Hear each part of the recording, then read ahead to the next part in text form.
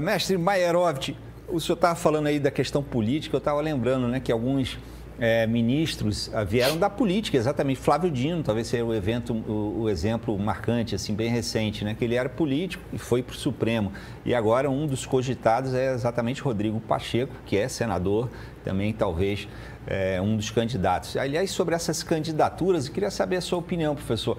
Essa aposentadoria, claro, abre uma nova vaga a ser preenchida pelo presidente Lula. E aí tem se falado muito nos nomes de Jorge Messias, ministro da AGU, né, próximo a Lula e provavelmente, pelo que se diz aí, o favorito a ocupar essa vaga.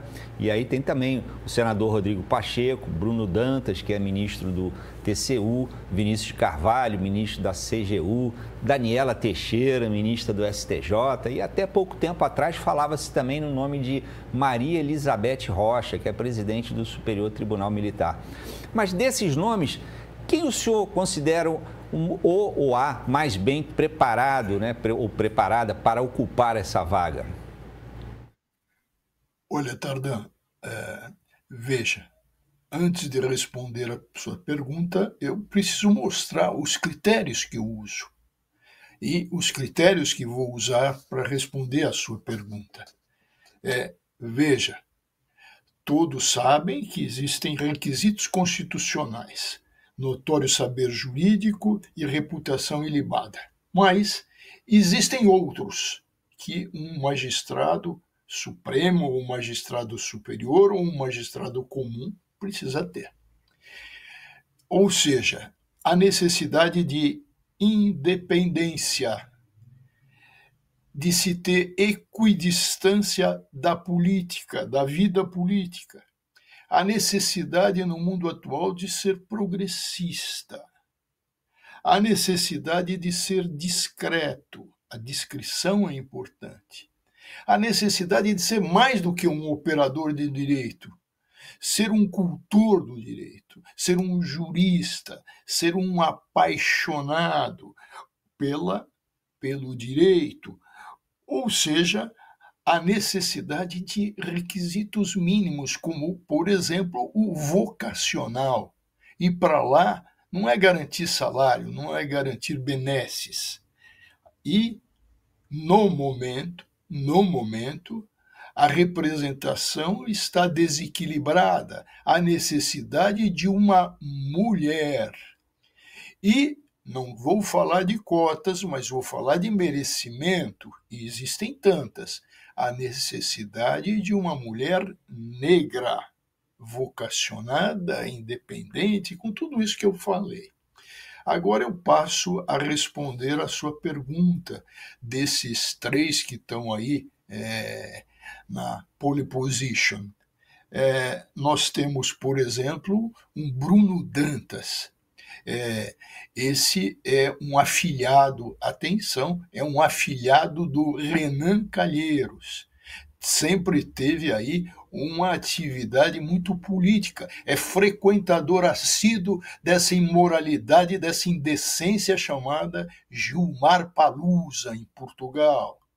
Então, esse Bruno Dantas é o Delfim do Renan Calheiros.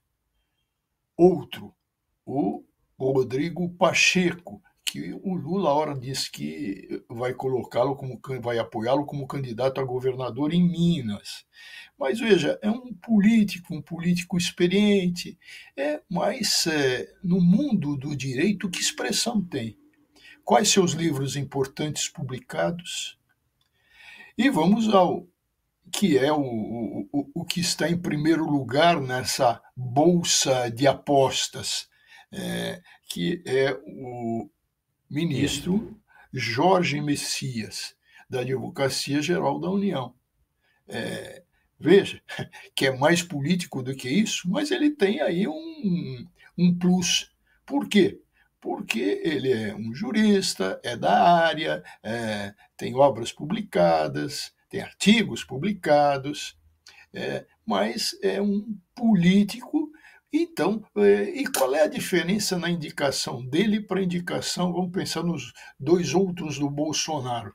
O Bolsonaro disse que queria e indicou ministros ministros que iam tomar tubaína com ele, ou seja, que ele ia influenciar.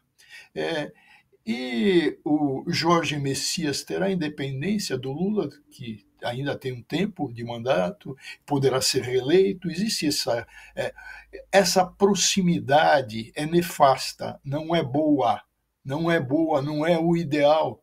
Essa proximidade, dizer que ele vai se tornar independente. Vamos pensar no Celso de Mello, este sim. Teve uma causa do Sarney, do interesse do Sarney, e ele não apreciou. Falou, estou impedido, fui indicado pelo Sarney. Alguém já fez isso no Supremo fora ele? Não, ninguém fez, ele fez. E fez bem. Então, Tardan, eu acho que tem todo esse componente, vamos chamar aí num caldeirão. E a regra de que quem sai na frente acaba virando o cavalo paraguaio, né? Eu estava lembrando aqui do ministro Joaquim Barbosa, né, que o presidente Lula teria ficado meio calejado, né, gato escaldado aí, porque ele que indicou o Joaquim Barbosa, que depois tomou muitas decisões lá contra o PT, os interesses do PT, né? E essa teria sido uma das razões aí do presidente Lula, a partir de agora, estar querendo colocar só pessoas de muita confiança, digamos assim, ele acredite muito lá no STF. Assim ele está fazendo muito mal ao país, né, Tander? Veja que ele está vendo o interesse dele, não está vendo o interesse nacional, e o juiz precisa ser independente. Eu falei logo no início, independente, e o Joaquim Barbosa foi.